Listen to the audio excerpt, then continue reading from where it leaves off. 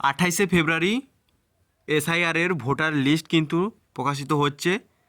সেই ভোটার লিস্টে আপনার নাম আছে কি না আপনি কিভাবে চেক করবেন বাড়িতে বসেই আপনার মোবাইলে, কম্পিউটার, ল্যাপটপে দিয়ে। সেই চেক করার ফুল ভিডিও কিন্তু আজকের আমি স্টেপ বাই স্টেপ কিন্তু দেখিয়ে দেবো আপনাকে এই ভিডিওতে। তো অবশ্যই ভিডিওটিকে লাস্ট পর্যন্ত দেখতে থাকো। তো আপনারা আপনাদের মোবাইল, কম্পিউটার, ল্যাপটপের গুগল বা ক্রোম ব্রাউজার ওপেন করবেন। ওপেন করে সার্চ করবেন ইলেকটোরাল রোল বলে সার্চ করবেন। সার্চ করার পরেই যে ফার্স্ট দুটো ওয়েবসাইট দেখতে পাচ্ছ, একটি হচ্ছে eci.gov.in আর সেকেন্ড যেটি দেখতে পাচ্ছ সার্চ ইন ইলেকটোরাল রোল। এই দুটো ওয়েবসাইটের মধ্যে যে কোনো একটি ওয়েবসাইটে ক্লিক করলেই হবে। তো আমি ফার্স্ট ওয়েবসাইটটিতে ক্লিক করছি। ফার্স্ট ওয়েবসাইটে ক্লিক করার পরে আপনাদের সামনে এরকম একটা পেজ আসবে। এখানে একটু নিচের দিকে স্ক্রল করে আসবেন। এখানে দেখতে পাচ্ছ যে ভোটার সার্চ বলে যে অপশানটি আছে, এই ভোটার সার্চ অপশানটিতে ক্লিক করবেন। এই ভোটার সার্চ অপশানটিতে ক্লিক করার পরে এখানে আপনাকে 3টে অপশানে সার্চ করার সুবিধা দিয়েছে। এখানে আপনি ভোটার যে নাম্বার, সেই ভোটার নাম্বার দিয়ে কিন্তু আপনি সার্চ করে আপনার ভোটার লিস্টে নাম আছে কিনা চেক করতে পারবেন।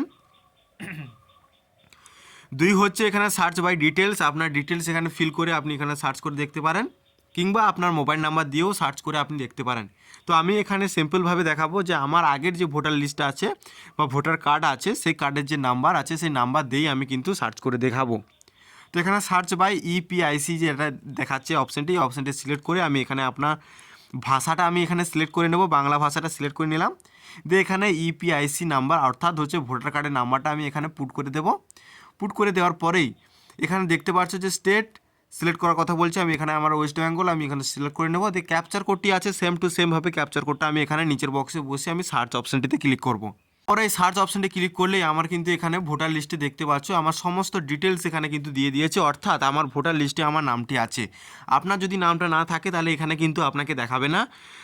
এইভাবে আপনি কিন্তু বাড়িতে বসে কিন্তু চেক করে নিতে পারবেন। আর এর পরবর্তী ভিডিও দেখাবো পুরো সম্পূর্ণ আপনাদের যে বুথের ভোটার লিস্টটা কীভাবে ডাউনলোড করবেন, পিডিএফটা কীভাবে ডাউনলোড করবেন তারও ভিডিও আমি আপলোড করছি কিছুক্ষণের মধ্যে।